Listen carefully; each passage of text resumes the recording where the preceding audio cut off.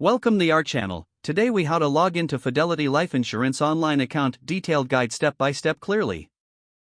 To log into your Fidelity Life Insurance online account, first, open a web browser on your device. Type in the Fidelity Life Insurance website URL in the address bar. Press the Enter key to navigate to the website.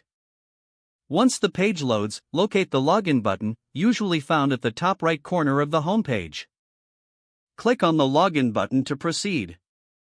You will see a new page prompting you to enter your credentials.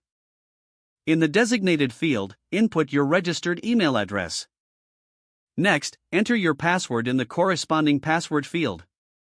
Make sure to double-check your entries for any typos.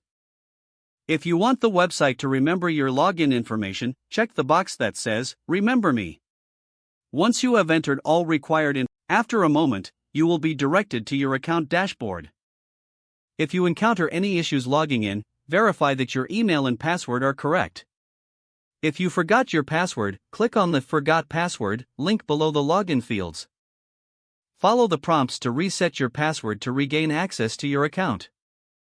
If you are a new user, look for the Create Account option on the login page. Follow the instructions to set up your new account. You are now successfully logged into your Fidelity Life Insurance online account. Explore your account features and manage your insurance policies with ease. If the page does not load, refresh the browser or try again in a private or incognito window. Make sure you are using the correct email address, then retype it carefully to avoid small typos. If your password is not accepted, use the Reset option and create a new strong password you can remember.